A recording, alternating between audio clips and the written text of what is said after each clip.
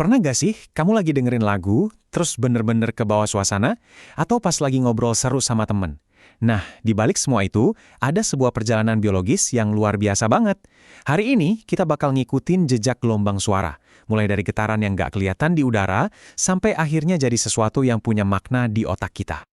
Nah, ini dia nih pertanyaan kuncinya. Gimana caranya getaran di udara yang sama sekali nggak kelihatan itu bisa berubah jadi lagu favorit kamu? Atau jadi suara orang yang kamu sayang? Ini bukan sulap ya, tapi sains yang keren banget. Yuk kita bongkar bareng-bareng prosesnya.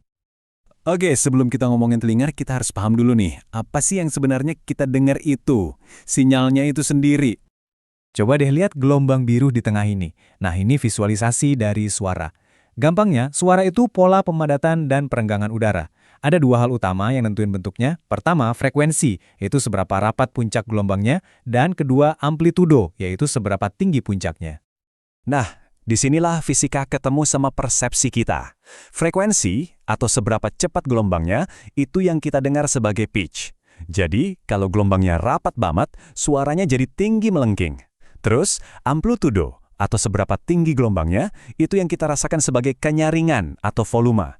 Makin tinggi gelombangnya, makin keras suaranya. Simpel kan? Oke, sinyalnya udah jelas.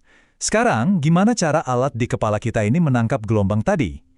Mari kita masuk ke telinga kita. Instrumen biologis super canggih yang dirancang khusus buat menangkap dan memperkuat suara. Oke, ini dia peta perjalanan kita di dalam telinga. Gampangnya, kita bagi jadi 3 area utama. Telinga luar yang tugasnya menangkap, telinga tengah sebagai penguat, dan telinga dalam, nah ini dia sang penerjemah utamanya. Yuk kita ikutin alurnya. Pertama, daun telinga kita atau pina itu bentuknya unik bukan tanpa alasan loh. Kerjanya kayak corong buat ngumpulin suara. Suara itu lalu masuk lewat saluran pendengaran dan nabrak gendang telinga, bikin gendang telinga bergetar. Getaran ini lalu diteruskan ke 3 tulang terkecil di tubuh kita, si martil, landasan, dan sangurdi. Nah, di bagian inilah keajaiban mekanisnya terjadi. Rangkaian tulang super kecil tadi itu fungsinya kayak tuas yang memperkuat getaran secara besar-besaran. Hasilnya, tekanan di telinga dalam jadi sekitar 20 kali lebih kuat. Kenapa harus dikuatin? Soalnya butuh energi lebih besar buat menggetarkan cairan di telinga dalam dibanding cuma udara. Ini jenius banget sih beneran. Sekarang kita masuk ke bagian yang paling penting. Telinga dalam. Disinilah getaran mekanis tadi diubah jadi sesuatu yang bisa dimengerti sama otak kita. Coba bayangin, di dalam struktur yang bentuknya kayak rumah siput ini, yang namanya koklea, ada ribuan mikrofon super kecil. Ini namanya sel-sel rambut. Pas getaran dari telinga tengah sampai ke cairan di koklea, sel-sel rambut ini jadi ikut bergerak. Nah, gerakan super kecil inilah momen ajaibnya. Awal dari proses penerjemahan yang luar biasa. Proses ini ada nama kerennya, transduksi. Intinya sih, mengubah satu bentuk energi ke bentuk lain. Dalam kasus ini, energi getaran mekanis diubah jadi bahasa yang dimengerti sistem saraf kita, yaitu sinyal listrik. Jadi, poin kuncinya tuh ini. Tugas utama telinga dalam adalah mengubah getaran fisik menjadi impuls listrik. Tapi ceritanya belum selesai. Sinyal listriknya udah ada, tapi gimana caranya otak bisa bedain ini nada do, itu nada sol? Sinyalnya udah jadi listrik, tapi kerjaan belum selesai. Otak kita masih butuh cara buat nerjemahin sinyal ini jadi nada yang beda-beda. Ternyata para ilmuwan nemuin ada 2 mekanisme utama yang dipakai otak kita. Ada 2 teori utama nih, teori tempat dan teori frekuensi. Yang satu fokus ke di mana sinyalnya berasal, satunya lagi fokus ke seberapa cepat sinyalnya dikirim. Yuk kita bedah teori tempat dulu. Coba dibayangin membran basilar di dalam koklea ini kayak senar-senar di dalam piano. Bagian pangkalnya yang dekat telinga tengah itu lebih kaku dan sempit, jadi dia bakal bergetar pas kena frekuensi tinggi. Sementara ujungnya lebih lentur dan lebar, jadi dia responsif sama frekuensi rendah. Jadi otak kita tahu nadanya apa berdasarkan lokasi sel rambut mana yang paling aktif. Keren kan? Terus ada juga teori frekuensi. Buat nada yang rendah banget, saraf pendengaran kita ngirim impuls listrik dengan kecepatan yang sama persis kayak frekuensi suaranya. Tapi kan neuron ada batas kecepatannya dong. Nah, disinilah mereka pakai trik cerdas yang namanya prinsip salvo. Jadi, sekelompok neuron bakal nembak secara gantian, kayak regu tembak, biar secara kolektif bisa menyamai frekuensi suara yang lebih tinggi. Jadi, mana yang benar? Teori tempat atau teori frekuensi? Ternyata, dua-duanya benar. Otak kita itu pinter banget. Dia pakai kedua sistem ini barengan. Buat frekuensi tinggi, teori tempat yang dominan. Buat frekuensi rendah, teori frekuensi yang ambil alih. Dan buat suara-suara di tengah-tengah, otak pakai kombinasi keduanya. Inilah yang bikin kita bisa nikmatin rentang suara yang begitu kaya. Oke, jadi coba kita lihat lagi perjalanannya secara utuh. Kita udah ngikutin perjalanan suara dari cuma sekedar getaran di udara, sampai jadi sebuah simfoni penuh makna di dalam kepala kita. Jadi, ini dia rangkumannya. Perjalanannya tuh gini. Pertama, suara ditangkap. Terus, diperkuat secara mekanis. Setelah itu, diterjemahkan jadi sinyal listrik. Dan terakhir, kodenya dipecahkan sama otak kita. Setiap langkah ini adalah sebuah keajaiban rekayasa biologi yang bikin kita bisa menikmati musik, percakapan, dan semua suara di dunia ini. Pernah nggak sih Anda mikir kalau mendengar itu ya gitu-gitu aja, suara masuk ke telinga, terus kita dengar? Simpel kan? Tapi gimana kalau saya bilang otak Anda itu sebenarnya adalah komposer musik rahasia yang bisa menciptakan lagu bahkan saat sunyi senyap? Yuk kita bongkar kekuatan super dari korteks auditori kita.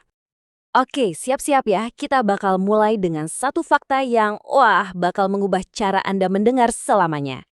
Coba deh, bayangin ini.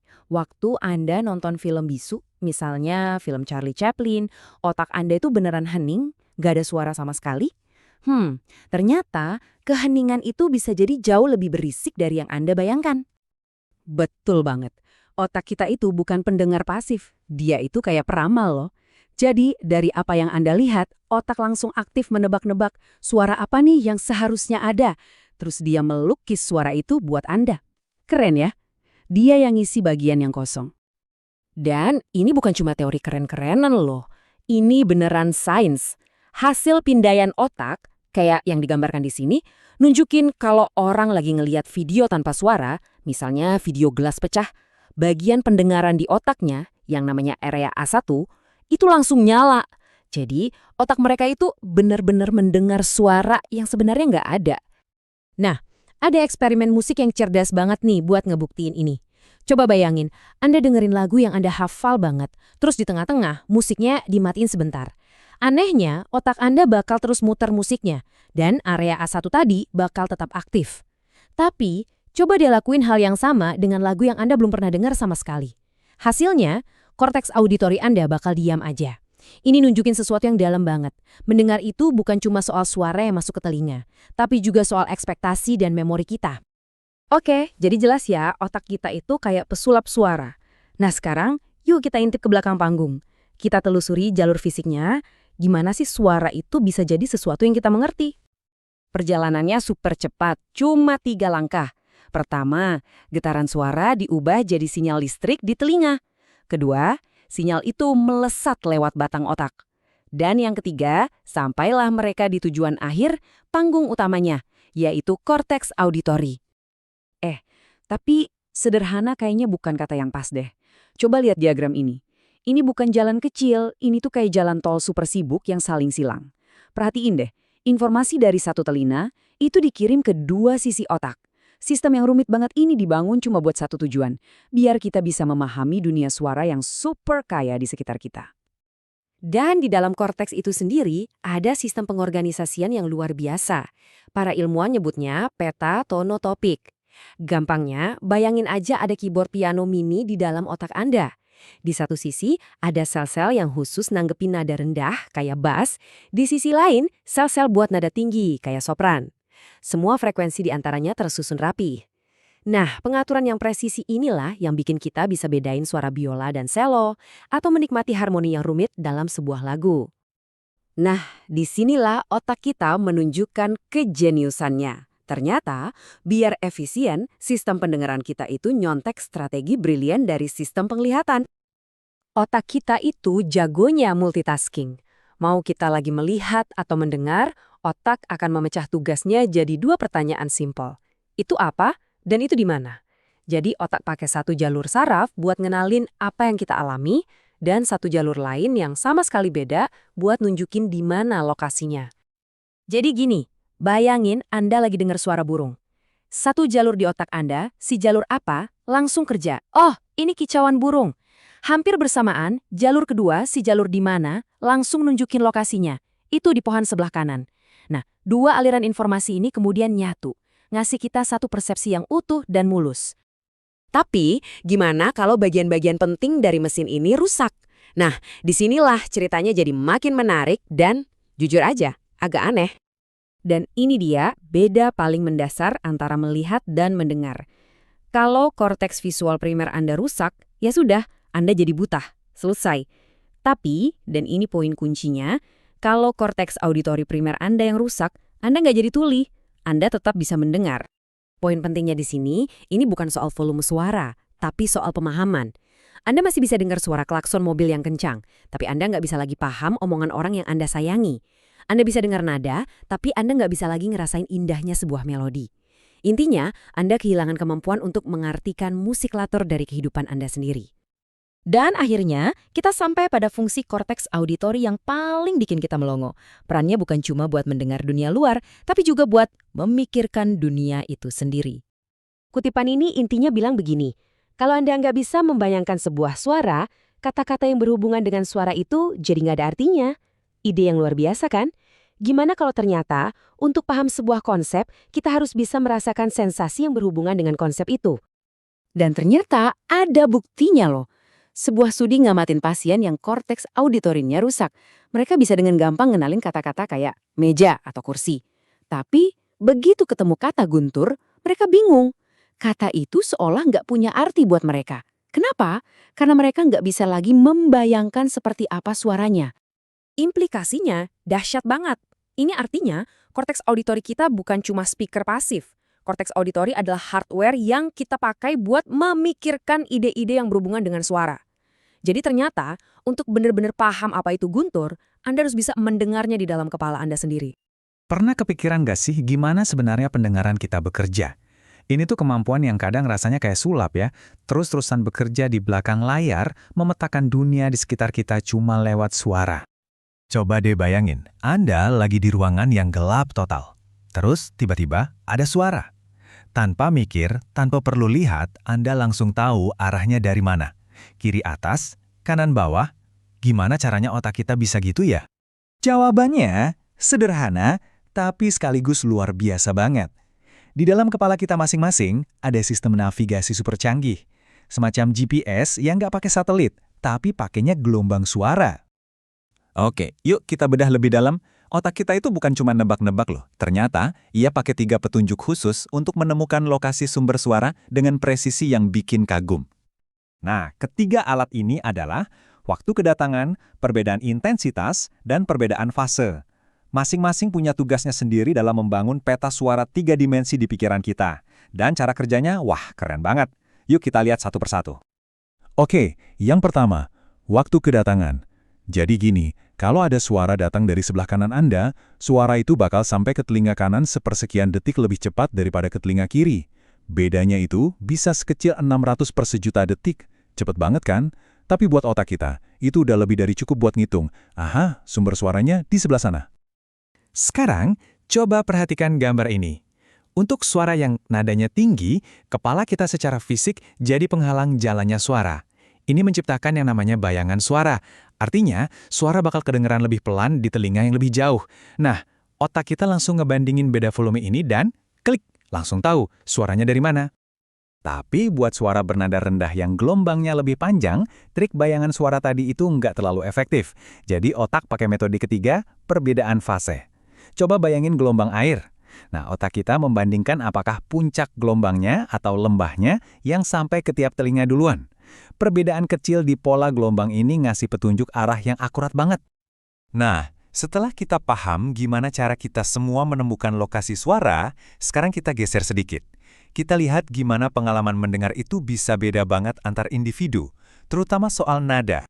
Kebanyakan dari kita nih punya yang namanya nada relatif. Kita bisa tahu kalau satu nada lebih tinggi atau lebih rendah dari nada lain. Tapi ada sekelompok kecil orang yang punya nada absolut. Mereka ini bisa dengar nada do dan langsung tahu itu do, tanpa perlu piano atau gitar buat perbandingan. Terus kemampuan super ini datangnya dari mana sih? Ternyata ini campuran antara bakat alami dan latihan keras.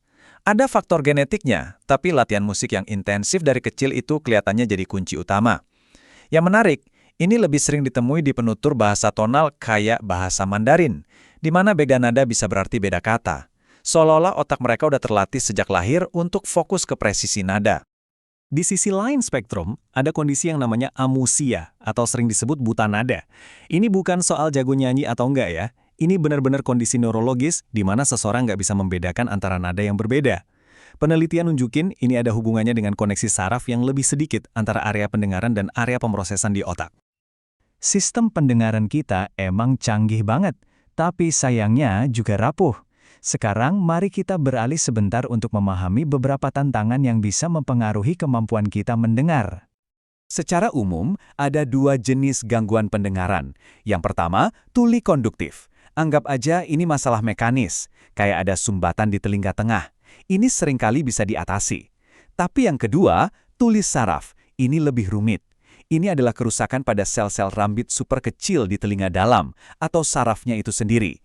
Seringnya karena usia atau karena sering terpapar suara super keras. Dan kerusakannya biasanya permanen. Nah, salah satu efek samping yang paling sering muncul dari kerusakan saraf ini adalah tinnitus, suara nging atau dengung di telinga yang sebenarnya nggak ada di sekitar kita. Dan ini bisa sangat mengganggu loh. Dan kutipan ini ngejelasin teori utamanya dengan sangat baik. Saat bagian pendengaran di otak nggak lagi dapat sinyal dari frekuensi tertentu karena ada kerusakan, dia nggak diam aja. Malah bagian itu jadi hiperaktif dan mulai menciptakan sinyalnya sendiri. Jadi pada dasarnya, otak menciptakan suara hantu buat ngisi kekosongan itu. Oke, buat bagian terakhir kita bakal bahas satu tantangan yang umum banget, apalagi seiring bertambahnya usia. Dan kenapa ini bukan cuma soal telinga, tapi juga soal otak. Pernah nggak sih Anda bertanya-tanya, kenapa ya orang yang lebih tua sering banget susah ngikutin obrolan di restoran yang rame, walaupun mereka udah pakai alat bantu dengar, kan alat itu bikin suara lebih kenceng, harusnya beres dong. Nah, ternyata nggak sesimpel itu. Masalah utamanya ternyata ada di otak. Seiring kita menua, ada beberapa hal yang terjadi. Area otak yang memproses bahasa bisa jadi kurang aktif. Kemampuan otak buat menyaring dan menekan suara berisik di latar belakang itu menurun.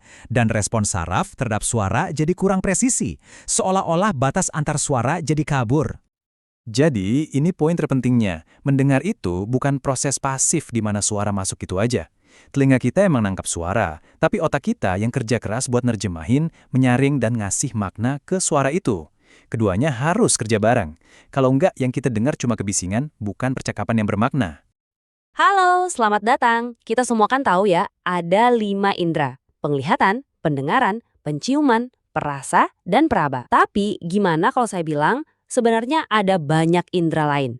Pahlawan-pahlawan tersembunyi yang kerja non-stop di dalam tubuh kita. Nah, dalam ulasan kali ini, kita bakal bongkar rahasia indera-indera mekanis yang super keren ini. Oke, kita mulai dengan percobaan kecil ya. Coba deh, baca tulisan yang ada di layar ini sambil geleng-gelengin kepala ke kanan dan ke kiri. Silahkan dicoba aja. Aneh kan? Walaupun kepala Anda gerak-gerak, tulisannya tetap fokus dan gampang dibaca. Loh, kok bisa? Jawabannya ada di sekelompok pahlawan tanpa tanda jasa di dalam tubuh kita.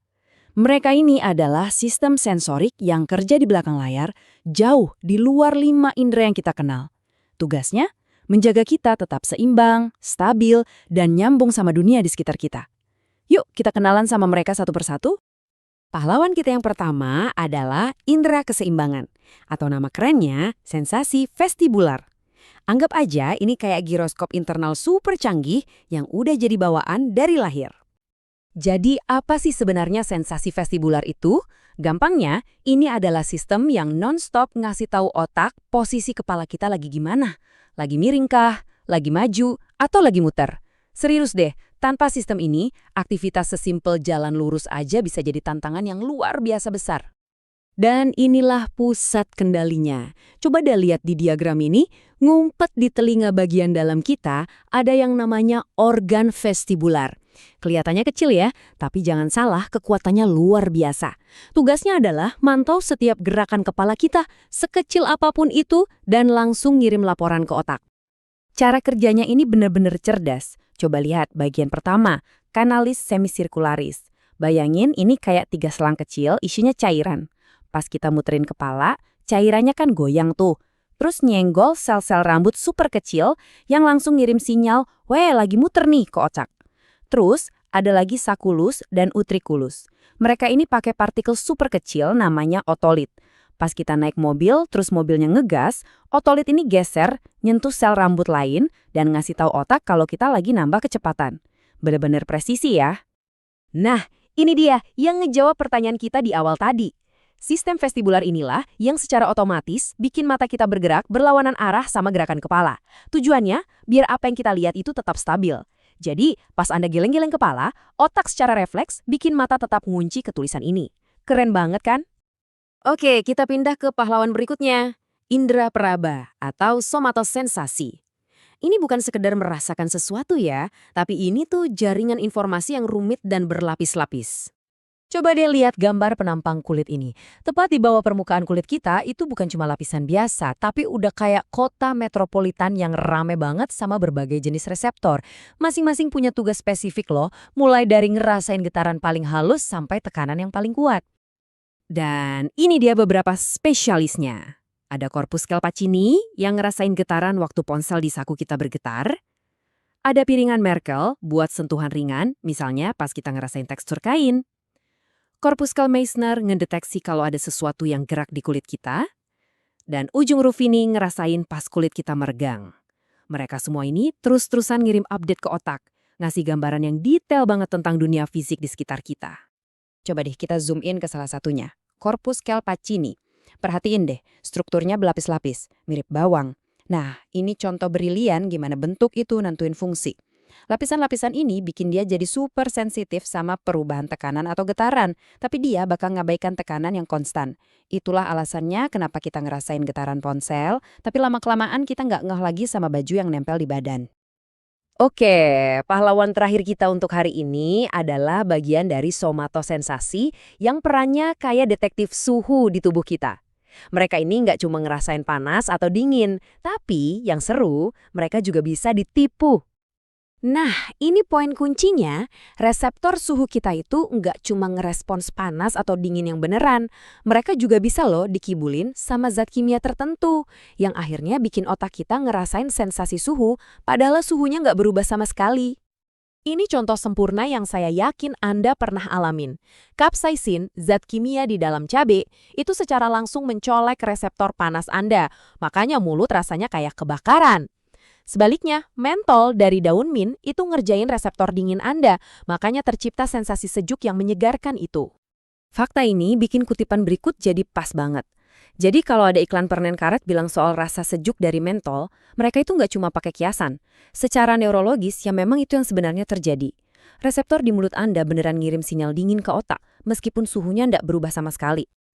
Dan ada lagi yang menarik, beberapa sel saraf suhu kita itu lebih peka sama perubahan suhu, bukan suhu absolutnya.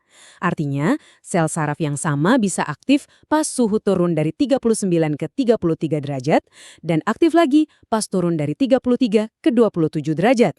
Ini menunjukkan kalau sistem kita jago banget buat mendeteksi perubahan sekecil apapun di lingkungan kita, yang tentunya penting banget buat bertahan hidup. Jadi, apa kesimpulannya dari semua ini?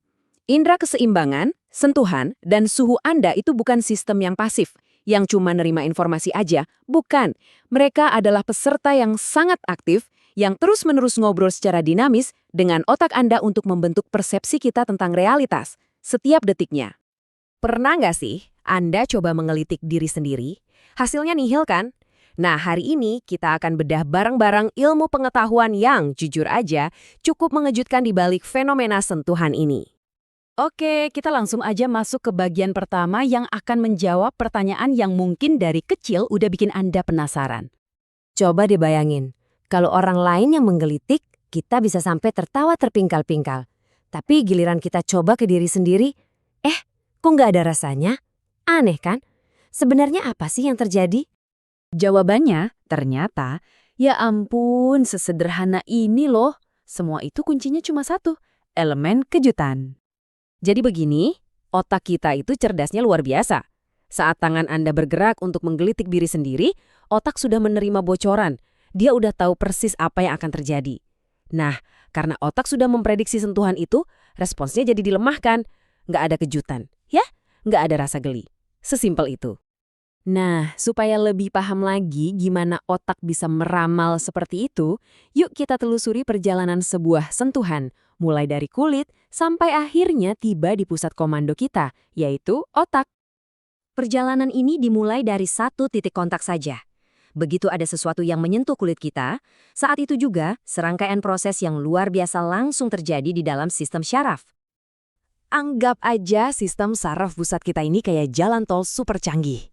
Nah, informasi dari sentuhan itu ibarat mobil yang melesat kencang dari reseptor di kulit kita, masuk ke gerbang tol, lalu tancap gas menuju sumsum tulang belakang. Nah, jalan tol ini punya banyak sekali jalur masuk. Ada 8 pasang saraf servikal, 12 pasang saraf toraks, 5 pasang saraf lumbar, 5 pasang sakral, dan 1 pasang saraf koksigeal. Semua ini bekerja sama untuk memastikan sinyalnya sampai ke tujuan akhir dengan super cepat dan efisien. Oke, sinyalnya terus melesat naik lewat sumsum tulang belakang dan akhirnya sampai di stasiun pusat otak. Namanya talamus. Nah, setelah sampai di sini, apa yang terjadi? Disinilah bagian paling menariknya dimulai. Oke, sekarang kita masuk ke bagian selanjutnya. Kita akan lihat gimana sih otak kita, si sutradara utama ini, mengolah semua informasi yang masuk tadi menjadi sesuatu yang kita kenal sebagai, ya, sentuhan. Jadi, biar nggak pusing, otak kita punya sistem pengorganisasian yang super rapi. Sistem ini namanya dermatoma. Intinya, ini adalah area di kulit yang mengirimkan informasi ke otak lewat satu jalur syaraf tulang belakang tertentu. Peta dermatoma ini, kalau kita lihat, benar-benar menggambarkan betapa detailnya otak kita memetakan seluruh tubuh. Setiap jengkal kulit kita itu punya alamat spesifik yang terhubung ke saraf tertentu. Jadi nggak ada satupun sentuhan yang bakal terlewat. Jadi, di sini kita bisa lihat ada perbedaan besar ya. Yang kulit kita rasakan itu kan cuma data mentah, tekanan, lokasi, suhu. Tapi yang otak kita persepsikan itu jauh lebih dari itu. Otak kita bisa mengartikannya sebagai sebuah pengalaman utuh. Misalnya, sebuah pelukan atau jabat tangan. Nah, disinilah misteri kenapa kita nggak bisa menggelitik diri sendiri akhirnya terpecahkan. Karena otak kita yang menyuruh tangan untuk bergerak, otak juga yang bilang ke bagian korteks somatosensori, ini gerakan dari kita sendiri, abaikan saja sensasinya. Nggak ada unsur kejutan, ya udah, nggak ada rasa geli, selesai. Tapi tunggu dulu, cerita soal sentuhan ini ternyata nggak berhenti cuma di sensasi fisik. Ada dimensi lain yang jauh lebih dalam yang menyangkut emosi. Coba bayangkan, apa jadinya kalau sensasi fisik dari sentuhan itu hilang sama sekali? Nah, pertanyaan ini membawa kita ke sebuah studi kasus yang luar biasa dari seorang pasien yang kisahnya benar-benar mengubah cara kita memandang sentuhan. Jadi, pasien ini mengalami kerusakan saraf yang langka. Kabel untuk sensasi sentuhan sadar di tubuhnya itu rusak. Akibatnya, dia nggak bisa merasakan sentuhan di kulitnya secara sadar. Tapi, ini yang luar biasa, dia masih bisa melaporkan kalau dia merasakan rasa senang yang samar saat ada orang yang mengusapnya dengan lembut. Loh, kok bisa? Ternyata alasannya adalah karena ada jalur saraf lain yang masih berfungsi. Jalur ini berbeda, dan dia terhubung langsung ke bagian otak yang mengatur emosi, yaitu korteks insular. Penelitian ini menunjukkan betapa pentingnya korteks insular untuk aspek emosional dari sentuhan, bahkan ketika sensasi fisiknya nggak ada. Jadi poin utamanya di sini, tubuh kita itu punya 2 jalur terpisah untuk memproses sentuhan. Satu untuk merasakan secara fisik, satu lagi untuk merasakan secara emosional. Halo semua, kali ini kita bakal ngupas tuntas nih sains di balik patah hati. Kenapa sih rasa sakit emosional itu beneran terasa sakit secara fisik di otak kita? Yuk kita cari tahu. Coba deh ingat-ingat, pernah nggak sih kamu ngerasa sedih banget sampai dada tuh rasanya sesak atau perut jadi melilit gitu? Nah ternyata itu bukan cuma perasaan doang loh, ada penjelasan ilmiahnya. Nah, ini dia nih intinya. Rasa sakit karena ditolak atau kehilangan seseorang itu bukan imajinasi teman-teman. Otak kita ternyata pakai jalur yang sama buat merespon luka fisik kayak kepentok sama luka batin. Kok bisa gitu ya? Yuk kita telusuri bareng-bareng. Oke, sebelum kita nyambung ke patah hati, kita perlu paham dulu nih dasarnya. Gimana sih cara kerja sinyal rasa sakit fisik di tubuh kita? Yuk kita ikuti perjalanannya. Jadi gini, waktu kita terluka, sinyal rasa sakit itu dikirim lewat semacam jalan tol khusus di saraf kita. Nah, jalan tol ini ternyata lebih lambat dibanding jalan tol buat sinyal sentuhan. Makanya, kalau jari kita kejepit pintu, kita ngerasain kejepitnya dulu, baru beberapa saat kemudian, duar, rasa sakitnya datang. Jalurnya emang beda. Nah, coba lihat diagram ini deh. Jalur rasa sakit itu unik banget.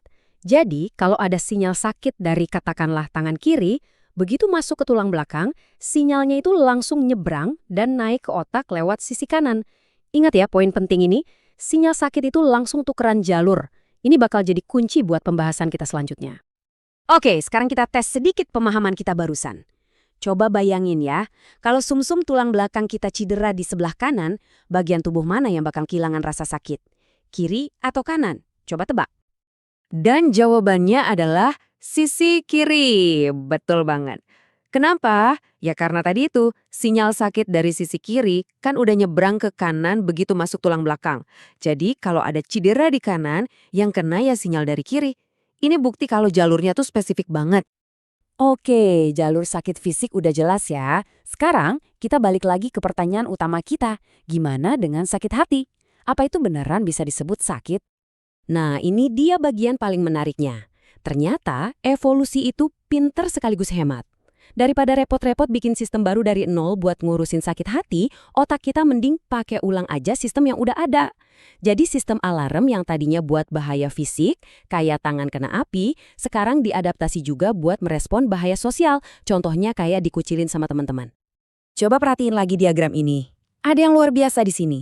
Sinyal sakit itu ternyata nggak cuma ngasih tahu otak, ini sakit loh, tapi juga nyolek satu area khusus yang namanya korteks singulat.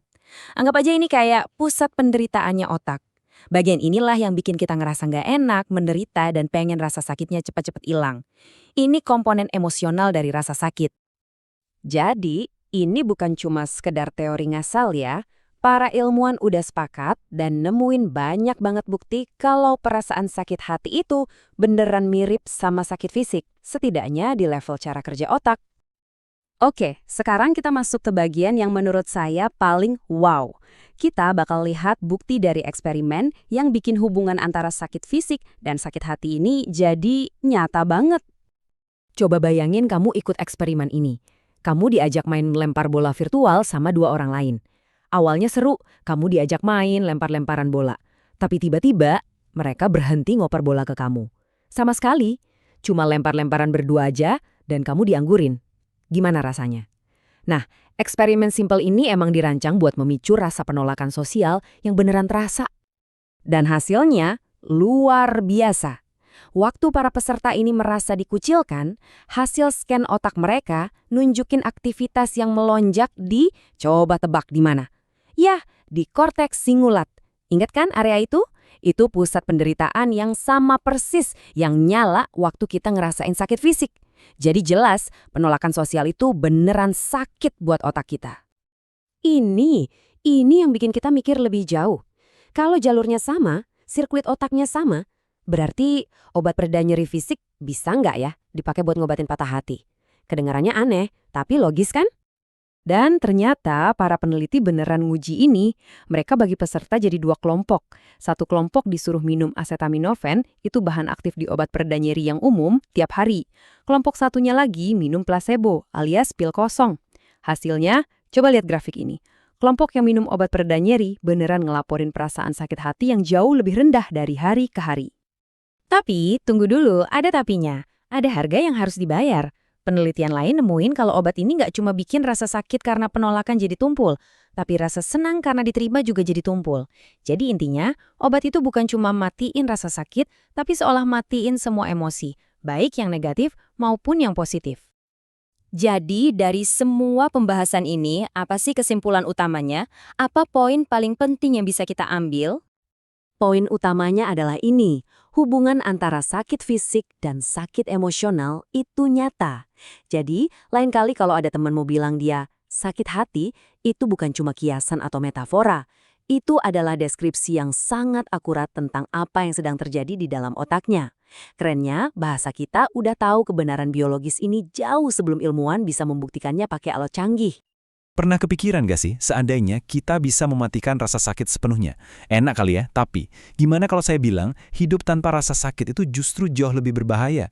Hari ini, kita bakal kupas tuntas ilmu di balik rasa sakit, bukan sebagai musuh loh, tapi sebagai sistem alarm tubuh yang super kompleks, vital, dan anehnya bisa kita kendalikan. Coba bayangin deh, hidup di dunia tanpa sinyal stop atau awas. Kutipan ini gambaran kondisi langka di mana seseorang sama sekali nggak bisa merasakan sakit. Ini bukan kekuatan super loh, ini justru resep bencana. Ini nunjukin satu kebenaran penting, rasa sakit meskipun nggak enak sebenarnya adalah pelindung kita. Nah, ini dia poin utamanya. Rasa sakit itu sistem peringatan yang nggak ternilai harganya. Jadi, tujuannya bukan buat ngerusak alarmnya, tapi untuk belajar gimana caranya ngecilin volumenya pas alarm itu udah terlalu kenceng dan nggak lagi ngebantu. Oke, kita mulai dari yang paling dasar dulu ya. Apa sih sebenarnya fungsi biologis dari sensasi yang nggak nyaman ini? Simpelnya gini, rasa sakit itu sebuah pesan. Pesan yang ngasih tahu kita kalau ada kerusakan jaringan atau potensi bahaya. Waktu tangan kita nggak sengaja nyentuh kompor panas, rasa sakit itulah yang maksa kita buat langsung nalik tangan. Kalau nggak ada sinyal itu, ya tangan kita udah kebakar parah. Jadi, ini adalah mekanisme perlindungan yang paling mendasar. Nah, yang luar biasa, ternyata tubuh kita itu nggak cuma nyiptain alarm, tapi juga punya semacam tombol snooze bawaan. Yuk kita kenalan sama pereda nyeri alami dari tubuh kita sendiri. Yup, bener banget. Tubuh kita itu memproduksi zat kimia yang mirip banget sama morfin. Namanya endorfin, singkatan dari morfin endogen, yang artinya morfin yang berasal dari dalam diri kita. Ini adalah sistem pereda nyeri pribadi kita. Coba kita lihat lebih dekat ya. Bayangin sinyal rasa sakit itu kayak pesan yang dikirim dari satu sel saraf ke sel saraf lainnya.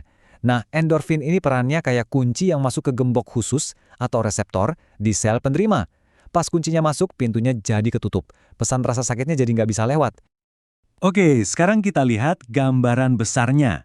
Perintah untuk ngelepasin endorfin ini datangnya dari mana sih? Ternyata pusat komandonya ada di satu area spesifik di otak tengah kita.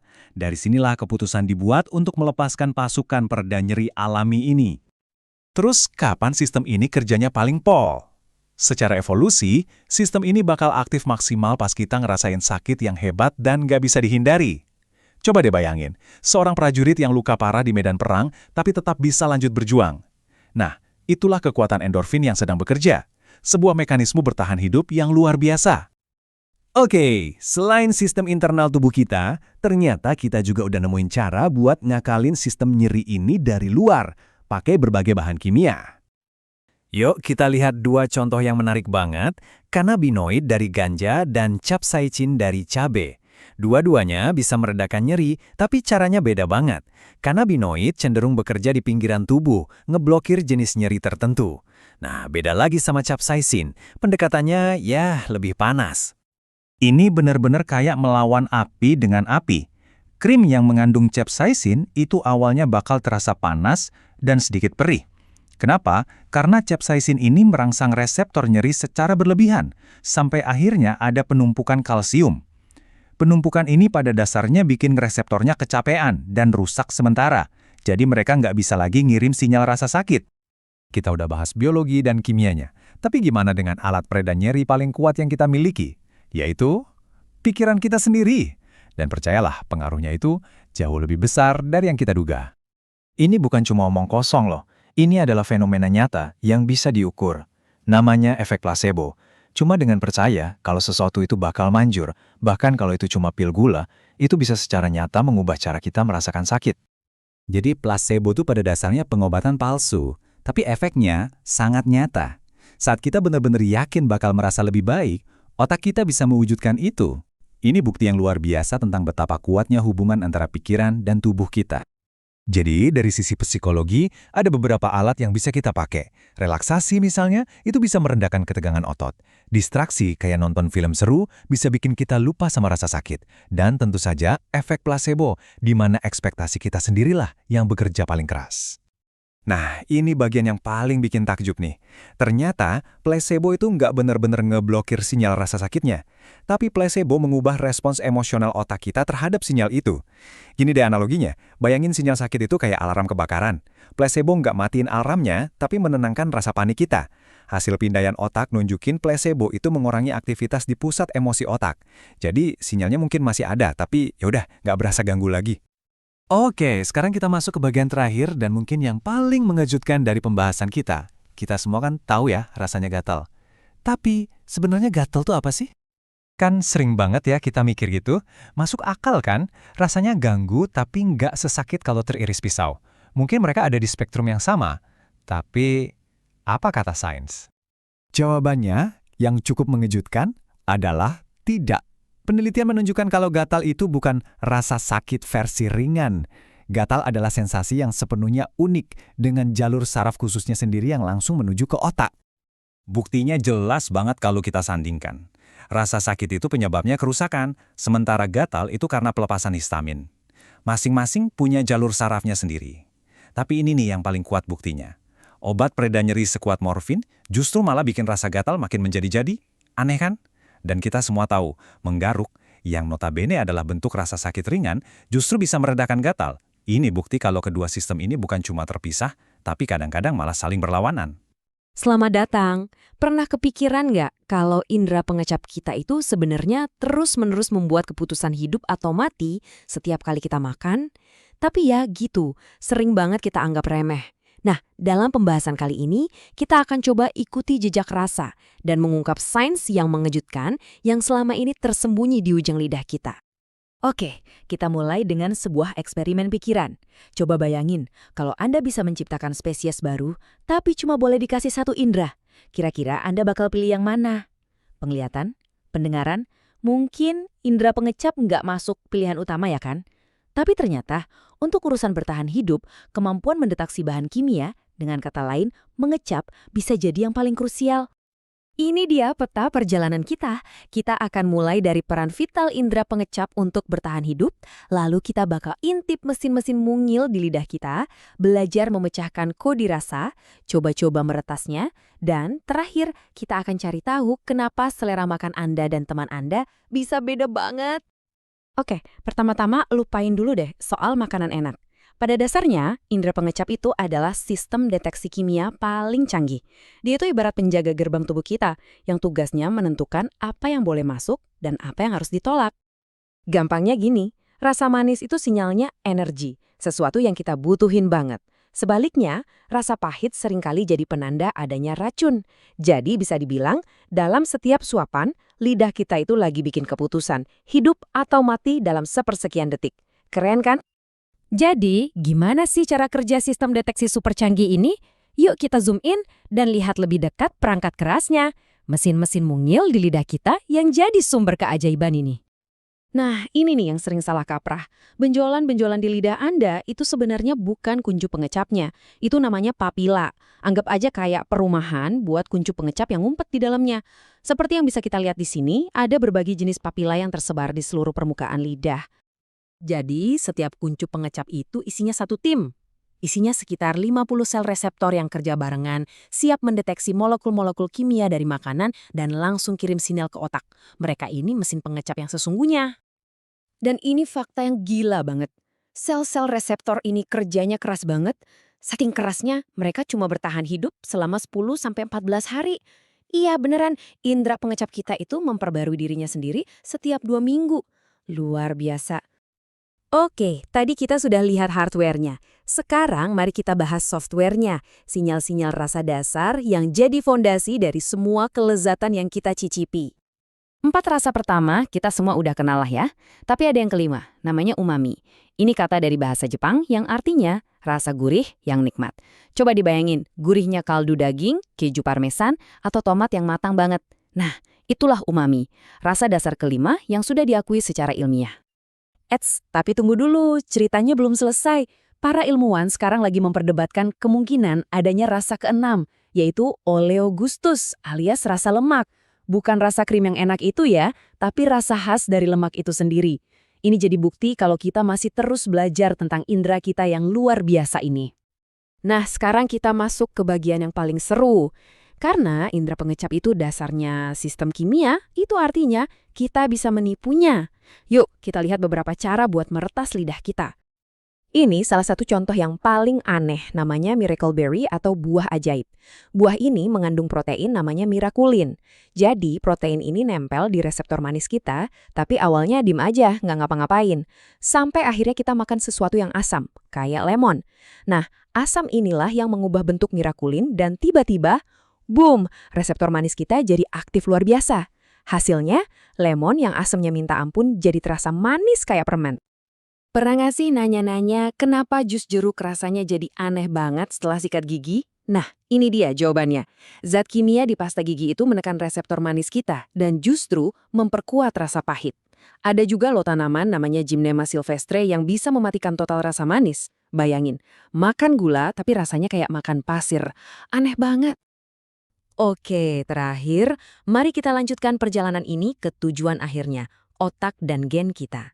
Disinilah sinyal-sinyal kimia yang sederhana dari lidah tadi diubah menjadi pengalaman rasa yang kompleks dan super pribadi. Ini pertanyaan klasik kan?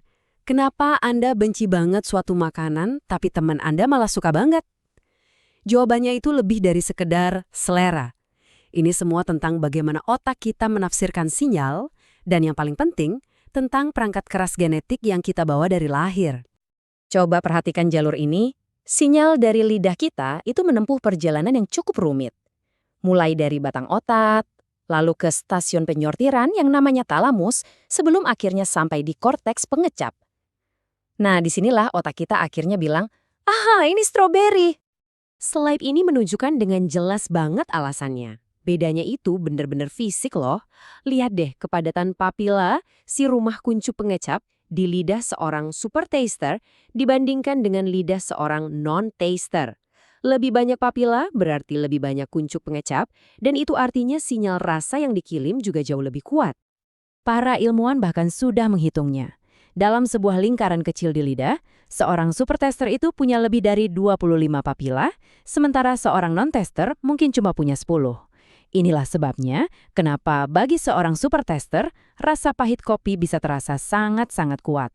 Dan perbedaan genetik ini punya dampak budaya di dunia nyata loh. Coba lihat peta ini.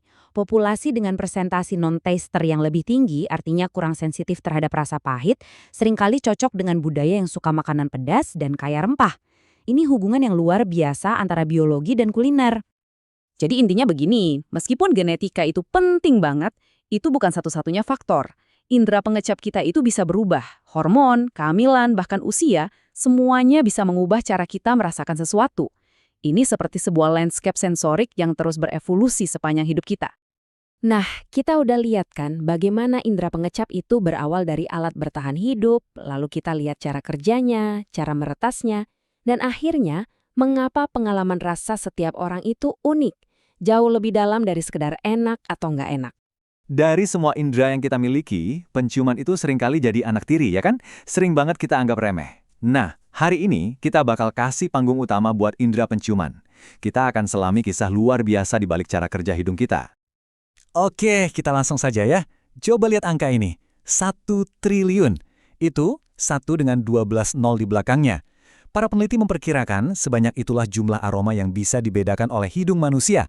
Gila kan? Jumlah yang jujur aja susah banget buat dibayangin. Nah, ini dia pertanyaan besarnya. Gimana ceritanya hidung kita bisa membedakan aroma sebanyak itu? Maksudnya, organ sekecil ini, tapi kapasitasnya luar biasa besar. Yuk, kita bedah bareng-bareng buat cari tahu jawabannya. Oke, sebelum kita ngomongin soal teknisnya, kita perlu paham dulu kenapa sih indera penciuman ini penting banget, kenapa ini bisa dibilang kekuatan super kita yang tersembunyi. Karena fungsinya jauh lebih dari sekedar buat nikmatin wangi kopi di pagi hari. Indera penciuman itu bukan sekedar indera biasa loh. Ini tuh ibarat mesin bertahan hidup super canggih dari zaman purba yang nempel di wajah kita. 3 hal ini, nyari makan, milih pasangan, dan ngehindarin bahaya, adalah fungsi krusial yang bikin spesies kita, dan banyak spesies lain, bisa eksis sampai sekarang. Coba deh lihat drama kehidupan yang satu ini. Buat si kucing, aromatikus itu ya sinyal makan malam. Tapi sebaliknya, buat si tikus, bau kucing itu alarm bahaya, tanda kematian. ini pertarungan hidup mati yang penentunya adalah molekul-molekul bau yang melayang-layang di udara. Oke, itu kan hewan. Terus gimana dengan kita manusia? Kita kan udah nggak berburu di hutan lagi pakai indera penciuman. Apa jangan-jangan ya, kemampuan kita ini udah tumpul? Jawabannya mungkin bakal bikin kalian kaget. Ini beneran terjadi loh. Dalam sebuah studi, orang-orang yang matanya ditutup ternyata bisa ngikutin jejak aroma coklat sepanjang 10 meter di lapangan. Bayangin, ngerangkak di tanah, ngendus-ngendus kayak anjing pelacak. Ini bukti kalau kekuatan super kita itu nggak hilang, paling cuma lagi tidur aja. Dan ternyata, kekuatan penciuman kita itu nggak cuma soal fisik. Ini juga semacam navigator sosial kita yang nggak kelihatan. Kita tuh tanpa sadar bisa ngebaca sinyal-sinyal kimia dari orang lain. Sinyal ini bisa ngaruh ke siapa yang kita suka, siapa yang kita percaya, bahkan siapa yang kita hindari. Pernah nggak ngerasa klik atau justru sebaliknya, nggak srek sama orang tanpa alasan yang jelas? Nah, bisa jadi hidung kalian udah tahu jawabannya duluan. Oke, jadi kita udah tahu kan seberapa dahsyatnya indera penciuman ini. Sekarang, yuk kita coba zoom in lebih dalam lagi. Kita lihat gimana sih mesin biologis di hidung kita ini bekerja. Jadi gini, setiap kali kita narik nafas, sebenarnya kita lagi nyambut ribuan molekul bau yang nggak kelihatan. Molekul-molekul ini terbang ke satu area khusus, semacam ruang VIP gitu, yang letaknya di bagian belakang rongga hidung. Nah, disinilah semua keajaiban penciuman dimulai. Anggap aja ini gerbang masuk ke dunianya para aroma. Di permukaan sel-sel saraf di ruang VIP tadi, ada jutaan gembok super kecil. Kita sebutnya reseptor. Nah, setiap molekul bau yang masuk itu ibarat kunci dengan bentuk yang unik. Pas kunci bau ini nemu gembok reseptor yang cocok, langsung deh klik. Sinyal listrik langsung melesat ke otak kita. Dan gembok-gembok ini tuh rumit banget bentuknya. Bayangin aja seutas benang yang dilipat-lipat nembus membran sel sampai 7 kali. Nah, lipatan-lipatan inilah yang ngebentuk kantong unik buat nangkap molekul bau dengan bentuk yang spesifik. Nah, sekarang kita sampai di teka-teki utamanya. Gimana caranya hidung kita dengan alat yang terbatas bisa ngenalin jagat raya aroma yang jumlahnya hampir nggak terbatas? Yuk, kita pecahin kodenya. Logikanya kan gini ya, buat ngenalin 1 triliun bau, berarti kita butuh 1 triliun jenis reseptor juga dong. 1 reseptor buat 1 bau. Kalau sistemnya kayak gitu, hidung kita pasti penuh banget sama reseptor. Dan ternyata jawabannya jauh dari itu. Salah besar. Kita nggak punya triliun, miliaran, atau bahkan ribuan. Kita cuma punya sekitar 400 jenis reseptor. 400? Tunggu. Gimana caranya 400 detektor bisa ngenalin 1 triliun bau? Ini kan kedengarannya mustahil banget. Ibaratnya kayak mau nulis semua buku di dunia, cuma modal segelintir huruf. Dan ternyata, perumpamaan soal huruf tadi itu pas banget. Kita kan nggak butuh 1 huruf untuk tiap kata kan? Kita cuma pakai kombinasi dari 26 huruf aja buat bikin ratusan ribu kata. Nah, sistem penciuman kita kerjanya persis kayak gitu, tapi skalanya jauh lebih masif. Jadi, rahasianya ada di kombinasi. Nggak ada tuh yang namanya reseptor khusus kopi. Coba bayangin 400 reseptor kita itu kayak 400 tuts piano. Waktu aroma kopi masuk, dia nggak nekan 1 tuts kopi, tapi dia memainkan sebuah akor. Misalnya, tuts nomor 5, 23, 87, dan 154 ditekan barengan. Otak kita dengar akor itu dan langsung tahu, oh ini kopi. Terus aroma mawar datang, dia mainin akor yang beda lagi. Mungkin tuts 5, 44, 154, dan 210. Mungkin ada tuts yang sama, tapi kombinasi unik inilah yang bikin kita bisa bedain aromanya. Nah, dengan 400 tuts, jumlah akor yang bisa dimainin itu jadi astronomis. Oke, kita udah paham mekanismenya. Tapi, ada satu lagi lapisan kerumitan yang luar biasa. Ternyata, pengalaman kalian mencium sesuatu itu beda sama pengalaman orang lain.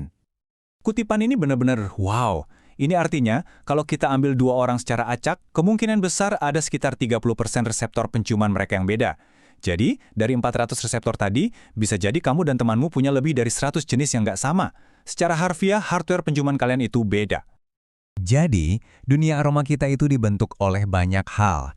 Genetika, ini nentuin reseptor apa aja yang kita punya. Usia, jenis kelamin, bahkan kondisi kesehatan juga ngaruh banget. Nah, semua ini ngegabung jadi semacam sidik jari penciuman yang unik buat tiap orang. Makanya, jangan heran kalau kamu suka banget bau durian sementara temanmu mual, atau kamu bisa nyium bau aneh yang orang lain nggak bisa deteksi sama sekali. Pernah ngerasa nggak sih, kayak ada sesuatu yang terjadi tapi kita nggak bisa lihat atau dengar? Hari ini kita bakal ngobrolin soal itu, tentang indera-indera tersembunyi kita yang ternyata diam-diam ngebentuk cara kita ngelihat dunia. Kita kan dari kecil diajarin ya, indera itu ada 5, penglihatan, pendengaran, penciuman, perasa, sama peraba. Tapi, apa benar cuma itu aja? Coba deh kita telusuri bareng-bareng, karena jawabannya jujur jauh lebih aneh dari yang mungkin kalian bayangin. Oke, kita masuk ke bagian pertama ya. Sebut aja ini indera tersembunyi kita. Soalnya, ternyata nih, di balik 5 indera yang udah kita hafal di luar kepala, ada lapisan persepsi lain yang kerja di bawah sadar kita. Dan ini ngaruh banget ke kita setiap hari. Yuk, kita mulai?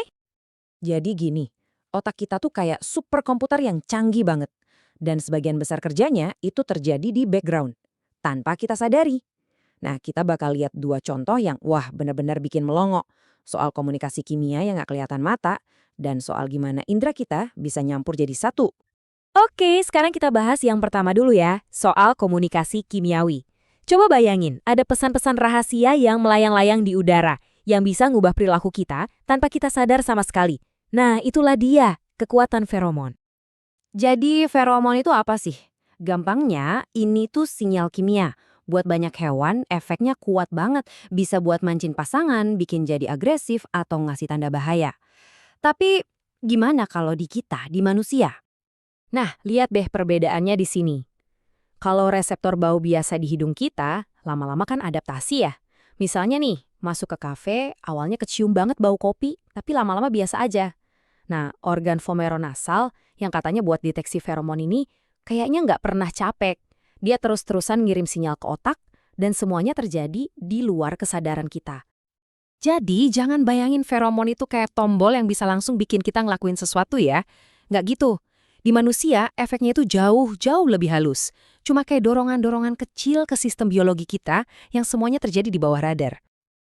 Ini kedengarannya emang kayak di film fiksi ilmiah ya kan? Tapi penelitian udah nemuin beberapa efek yang, gila juga sih.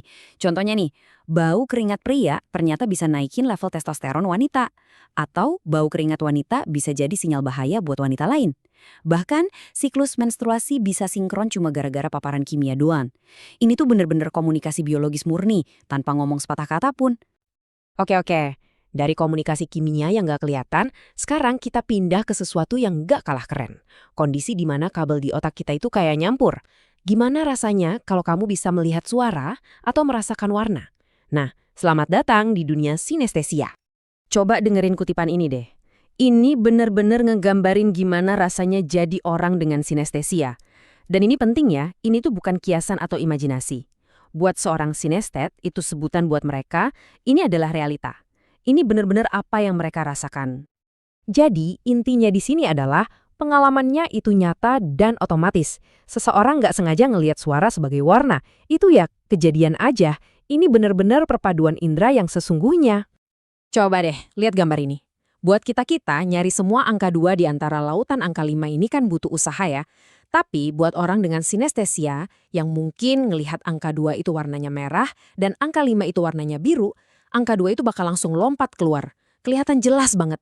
Keren ya, kayak punya semacam kekuatan super gitu. Nah, pertanyaannya kan, kok bisa? Gimana caranya otak bisa nyampur-nyampur indera kayak gitu? Apa ini cuma imajinasi aja? Ternyata enggak. Jawabannya ada di perkabelan otak itu sendiri. Simpelnya gini, para ilmuwan percaya ini yang terjadi. Anggap aja ini kayak kabel yang nyambung silang, tapi dengan cara yang keren banget di dalam otak. Jadi, dari penelitian, kelihatan kalau orang dengan sinestesia itu punya lebih banyak koneksi saraf antara area-area otak yang biasanya kepisah. Jadi, misalnya, pas area otak buat ngenalin bentuk huruf lagi aktif, area buat warna ikutan aktif juga. Makanya mereka bisa lihat huruf jadi berwarna. Dan ini bukan sesuatu yang dipelajarin ya, ini tuh bawaan dari lahir, dan seringnya turunan dari keluarga. Oke, jadi kita udah lihat gimana feromon bisa ngaruhin kita diam-diam, dan gimana sinestesia bisa mencampur indera kita. Semua ini ngebawa kita ke satu pertanyaan besar di bagian akhir ini. Apa kita semua ngalamin realitas yang sama? Dan perbandingan ini nunjukin perbedaannya dengan jelas banget. Buat kebanyakan dari kita, huruf J ya huruf J aja. Tapi buat seorang sinestet, Pengalaman ngelihat J itu beda total. Ada unsur warnanya juga. Otak mereka itu benar-benar ngebangun realitas yang beda dari stimulus yang sama persis. Ini ngebawa kita ke kesimpulan yang dalam banget sih. Kita tuh nggak cuma pasif ngelihat dunia apa adanya. Sebaliknya, otak kita itu secara aktif membangun persepsi kita soal dunia, berdasarkan kabel-kabel unik di kepala kita masing-masing. Jadi, bisa jadi banget realitas yang kamu alamin itu sedikit beda dari realitas yang aku alamin. Pernah kepikiran nggak sih kalau dunia yang kita lihat, yang kita dengar, itu sebenarnya cuma sebagian kecil aja dari kenyataan? Nah, kali ini kita bakal bongkar rahasia indera kita, semacam kekuatan super tersembunyi yang membentuk semua realitas kita. Setiap makhluk hidup itu ternyata punya versi realitasnya sendiri-sendiri loh. Coba deh bayangin, melihat pakai gema, merasakan bentuk ruangan cuma dari pantulan suara. Nah, itulah dunia seekor kelelawar. Kalau kita hidup di dunia penuh warna cahaya, mereka justru menjelajahi dunia sonar. Ini jadi pengingat penting banget kalau realitas yang kita alami itu cuma salah satu versi dari banyak banget kemungkinan yang ada. Kutipan dari suku asli Amerika ini pas banget buat ngegambarin itu. Dunia di sekitar kita ini kan sebenarnya penuh sama informasi ya. Getaran, bau, cahaya. Tapi otak kita tuh cuma nyambung ke sebagian kecil aja. Tiap hewan cuma nyaring informasi yang paling penting buat mereka bertahan hidup. Jadi ya, apa yang kita rasain itu cuma sepotong kecil dari puzzle raksasa. Oke, kita mulai perjalanan sensorik pertama kita.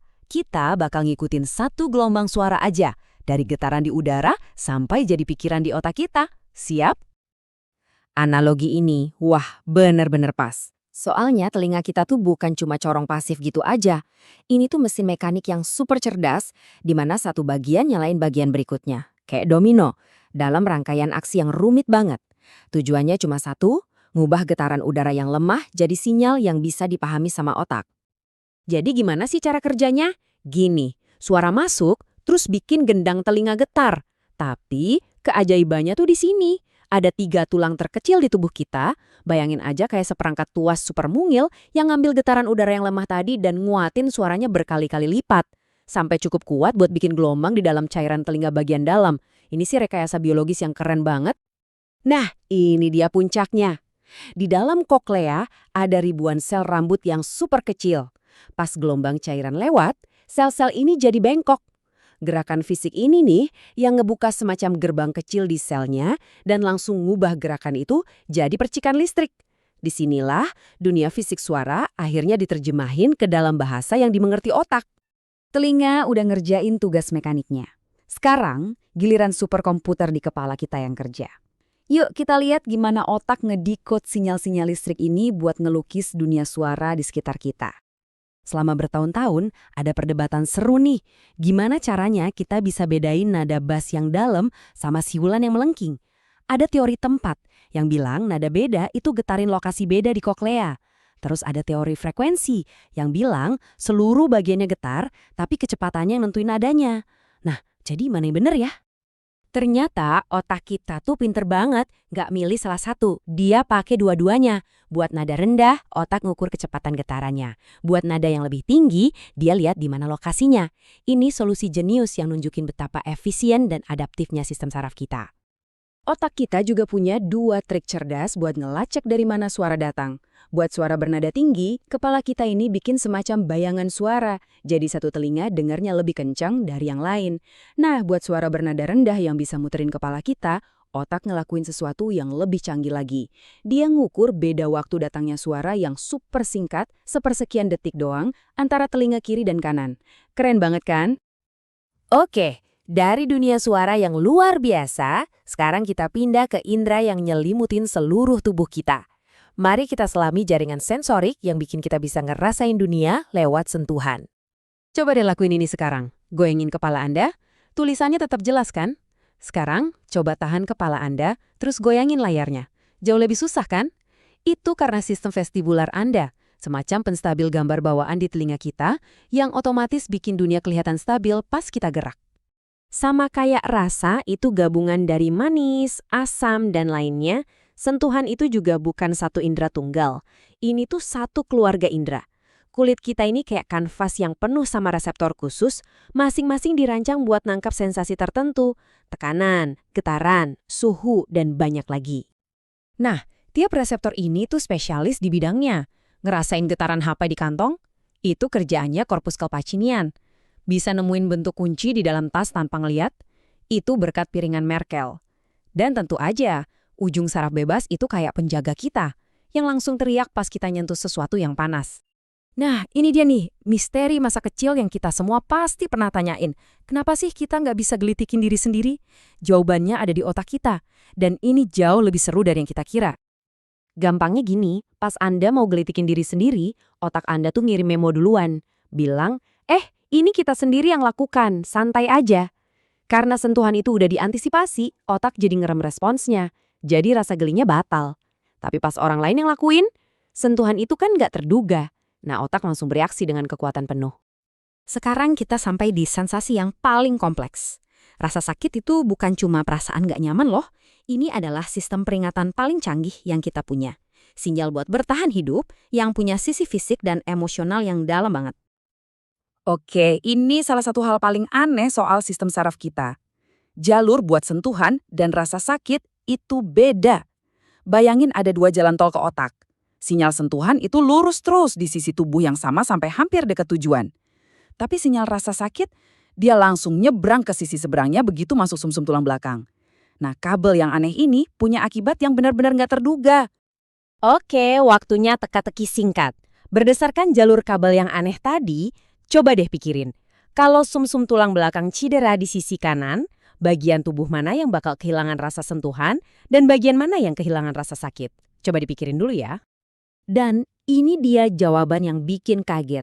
Di bawah titik cedera, Anda bakal kehilangan rasa sentuhan di sisi yang sama dengan cederanya, sisi kanan. Tapi, Anda justru bakal kehilangan rasa sakit di sisi seberangnya, sisi kiri. Ini bukti yang aneh tapi keren banget tentang betapa spesifiknya cara tubuh kita dirakit. Kita semua pernah kan ngerasain sakitnya ditolak atau kehilangan sesuatu. Kita bahkan pakai kata sakit buat ngegambarinnya. Tapi itu cuma kiasan, atau otak kita beneran ngerasain itu sebagai rasa sakit? Nah, ini yang luar biasa. Buat otak Anda ternyata nggak banyak bedanya. Rasa sakit emosional karena penolakan sosial itu ngaktifin area otak yang sama persis, namanya korteks cingulata, dengan cedera fisik. Buktinya, penelitian nunjukin kalau obat pereda nyeri biasa itu bahkan bisa ngurangin rasa sakit hati. Jadi, ya, sakit emosional itu beneran nyata secara neurologis. Untungnya, tubuh kita itu udah dilengkapin sama sistem pereda nyeri internal. Pas kita ngerasain sakit atau stres, otak kita ngeluarin endorfin, yang pada dasarnya morfin buatan tubuh sendiri, buat ngeredam sinyal bahaya dan bantu kita bertahan. Kita udah lihat gimana getaran di udara bisa jadi musik, dan tekanan di kulit bisa jadi kehangatan. Indera kita itu jendela kita buat melihat realitas, tapi ternyata jendelanya sempit. Ini jadi bikin kita mikir, kalau Anda bisa nambahin persepsi, nambah 1 indera baru, misalnya ekolokasi kayak kelelawar atau kompas magnetik kayak burung, realitas baru apa yang bakal Anda pilih buat dijelajahi?